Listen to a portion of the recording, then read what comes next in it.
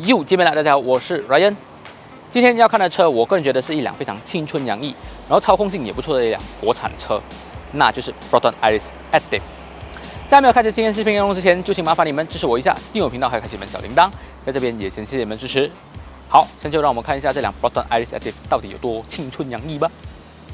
Let's go。一见到这辆 Proton Iris Active 啊，讲真的，我真是很佩服 Proton 的勇气，想要把一辆 V7 hatchback 车营造出那种有 crossover SUV 的视觉感。所以啊 ，Proton 它采用了大面积、大量的防刮材质饰板作为混搭，让它看起来更加的有层次感，更加的有那种 crossover SUV 的视觉感。只不过，如果让我选择的话，我会把这个 silver color 部分一并弄成死黑色，让它看起来更加的有那种一体式的感觉。但是讲回来，一辆 V7 hatchback 车还是一辆 V7 hatchback 车啊。再来就是这个 Proton Iris Active 它的头灯是采用了 LED 的头灯。当然，如果你是选择 Standard 还是 Executive 版本的话，它的头灯是 Halogen 头灯。所以这个部分就是3个配置之间的一个小区别。再来就是这整个前脸外观最吸引我眼球的就是这2个 Daylight。这2个 Daylight 看起来真的是非常通透，很有那种 crystal 的视觉感，整个看起来真的非常好看。对比起它最近那个同级对手，那个小款的过后的同级对手，它的 Daylight 来讲的话，这个 Proton Iris Active 它的 Daylight 看起来不会有这么不协调的感觉。整个前脸外观给我的感觉就是这样子。现在我们看一下车侧部分到底有什么特别吧。为了营造出 crossover SUV 的视觉感，所以这个细节一定要做好。So Proton 加入了 Roof Rail， 但是可能因为这个 budget 的关系所以 Proton 就采用了 Plastic 的 Roof Rail。导致了这个 Roof Rail 是只有观赏性，它的功能性为0。So 买这个版本的观众朋友，你们就不要搬来把这个重物绑在上面，导致这个 Roof Rail 爆掉，你们到时候还要花钱换掉啊。再来就是这个铝圈，这个 Proton Iris Active 它是采用了16寸的铝圈，然后有做了 Dual Tone 的处理。当然，我这里也非常建议，如果是买 Exact 还是这个 Active 版本的朋友你们洗车的时候还是去外面找别人洗因为这个铝圈的角太多了，一个铝圈有24只角，4个铝圈96只角。如果是自己洗车的话，你一只角一只角慢慢洗，洗到来你真的是会要去问候这个设计师全家。尾部的部分基本上它的改变并不大，只是在原有的 bumper 上面加入了全新设计的饰板，让它看起来跟小款之前会有所不同。当然，它也加入了这个 Active 的字样，让这辆车看起来更加的Active， 不要瞎掰好吗？这个小改款后的 Proton Iris Active， 它的尾箱容量是没有什么改变，基本上是足够应付你日常的需求。就好比如你去 shopping 还是买菜还是在小孩子放小孩子的书包等等，它都是能够足够应付你日常的需求。但是如果你要载5个家里人的大型行李的话，这个尾箱容量可能就不太理想。当然，如果你要载大型物品的话，这个椅背它也是可以支援6/4分离倾倒的。倾倒过后，你就可以增加这个承载能力，它的空间灵活的运用。一上到这辆 Proton Iris Active， 对于我一个170cm 的人来讲，它的乘坐感还算是蛮 OK 的。首先，你可以看到前座的椅子已经调成了我的驾驶距离，它距离我的膝部是有2个拳头距离，然后同步空间是有1个拳头3指的距离。整个的乘坐感，我比较不太满意的就是这个椅背。因为这个椅背它的倾斜角度就比较正了一点，加上它只有一段式的调节，导致乘坐的时候可能就要不给坐得太正，要坐的这样子一点，这样子，才也让我感觉这样比较舒服一点。可是庆幸的是它的这个椅背有做了凹陷设计，来增加一点它的那个包覆感。然后全车的椅子也用上了皮革加上绒布作为混搭，可是它的皮革不是那种高级皮革是那种普通的皮革。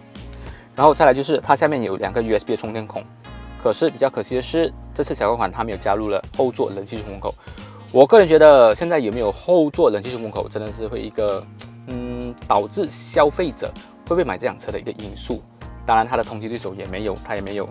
，2个就阿邦阿爹咯。好，这个后座大概是这样子，我们看一下前座内饰吧。它的前座内饰最让我眼前一亮的就是这个红色饰板。虽然讲它的同级对手也是加入了红色的饰板，可是对比起来讲，我个人觉得这个 Iris Active 它的这个饰板会比较好看，因为它有做了那种雾面的处理，它有一种类似金属的那种质感在那边，但是还是 plastic 的啦。然后两者之间，它们的 dashboard 虽然讲都是 hard plastic， 可是 Proton Iris Active 它的这个 dashboard， 它的这个质感会比较扎实一点，不会像它那个同级对手那样比较单薄。当然讲回来 hard plastic 还是 hard plastic 啊。再来我们看到这个悬浮式的冲水机，在小碗之前它是内置式，现在变成悬浮式。它也是可以和这个我们之前看那个 Proton Persona 一样，也是可以做语音控制，比如什么导航啊，好像叫它搜索音乐啊，然后控制音量大小啊，再来就是做一些什么基本的开关窗啊，然后冷气控制等等。虽然讲它没有办法做到很 advanced， 可是基本上也算是足够应付你平日的需求。就好比如 Hi Proton What's up? Down window Opening.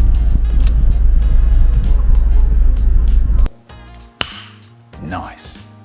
再来就是我们可以看到这个中间位置也做上了全新的设计，这一点也是和我们之前那个小款的 Persona 是同一种设计，只是讲它把这个饰板也是变成了红色，加上它有 armrest， 这个是它的同级对手没有的哈。我个人觉得有 armrest 车跟没有 armrest 车，你的驾驶的体验会是不一样的，因为有 armrest 车你可以这样子，很舒服的把你的左手靠在 armrest 上面。右手抓住 steering 这样的驾驶，我个人感觉，如果驾auto车的话，我会比较喜欢这样子的驾驶感。加上有 armrest 的话会比较好增进你夫妻以及男女朋友之间的关系，因为你们可以这样子，左手靠着他的右手这样子抓住然后一边驾车来增进你们的感情啊。不过这个是我讲笑了哈。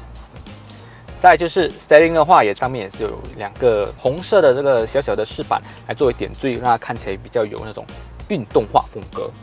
然后 meter 也是双一指针，中间一个 LCD 的 meter。至于乘坐体验来讲，我个人觉得这辆车它的椅子，它的乘坐感会比起它的那个同级对手来的好很多。它不会有那种好像椅子很小张的感觉。整个坐起来真的是非常的扎实，然后椅背的包覆感也非常的十足。我虽然不是一个Proton粉但是我有一说一，这个椅子真的是会比起它的对手真的是好坐好多很多。当然这辆车也是有它的缺点，至于缺点是什么，等一下我们就试驾的时候再来分享给你们知道吧。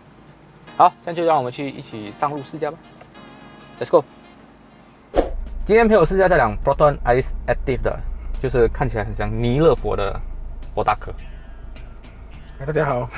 太紧张了是吧？还有点紧张。第一次上镜，今天我们要试驾这辆，我个人觉得感觉上很青春洋溢的 Proton Iris Active。最近很奇怪Proton 的策略对于这种我们讲的比较平民化的价格的车，它的等待期会比较长一点。通常来讲，这辆车大概要等多久？大约是在3个月左右啦。3个月是官方数据是吗？官方数据啦。实际就不懂了。实际也是差不多啦，3到4个月咯。3、4个月。其实我觉得这个是一个很不好的情况因为我们虽然讲可能一些晶片spare part 的问题来讲的话，但是对于一辆50多千不到的车，要等这样久的话，可能对于想要马上换车的人生是一个很考虑他的那种耐心对因为这种车都是人家需要的才会买嘛，人家不会买来放在家里，不需要也会跟你订车，通常是需要真的是急用了才会去买的。所以其实我真的觉得Proton这一点真的是要去有待加强对于出车这一块，50多千的车尽快让人家拿到手，然后别人也有新车用，来解决他们那种交通不便的问题。然后这辆车，其实我个人觉得，刚刚我们这样子短暂的试驾过后，它给我的感觉其实真的是很有进步。首先，它的加速感来讲，像我这样子载了你一个这么 big size 的人，不用OK 我可以跟大家讲，我大概是120公斤啦 OK 不过我们的老大还是觉得这辆车还是很稳的。是，首先第一点，它让我感觉就是它的加速感来讲，它起步真的是很轻快，不会有以前我很讨厌那个Saga FLS 那种 lag 的感觉。当然，载了你，我还是觉得它的加速还是 OK 嘞，没有问题嘞。而且它的整个的起步感觉哦，会比起 Persona 来的更加轻巧。然后因为这辆车其实它也少了一个屁股，然后它整个的那种 ride handling， 我真是觉得这辆车它的主打卖点真的是在 ride handling， 真的是一个很好操控性的车。它的底盘的感觉不会那种很松松散散的感觉，像这样子在这里，我们的重心肯定是偏一边的嘛，对不对？啊，对呀。我70，我不 sorry， 我不跟你讲我70，我不到70，OK， 我不到70，我们要逃避现实一下，最近有点长胖了，我不到70，然后加上你一个多过我50多公斤的人，所以重心来讲的话应该是偏一边的，但是它在 cornering 的时候哦，还是可以感觉到哦它的那种 body roll 啊，会很重的感觉，所以我个人觉得这个波端在于 ride handling 调教方面，还真的是有一手功夫的。波端这是为了吸引年轻人，真的是下足本钱啊。对啊，因为这辆车啊，它主打的那个设计感都很前卫。你看那个红色的设计配搭，给我们的整个那个安全带都是红色的，所以它是吸引到年轻人。so far我最近卖到的车啦，给这个款式都是年轻人为主，一些刚毕业的，24、25岁左右的年轻人，为主，他的顾客群呢会对这辆车比较好奇，跟比较有兴趣。是。这辆车有什么缺点呢？这辆车，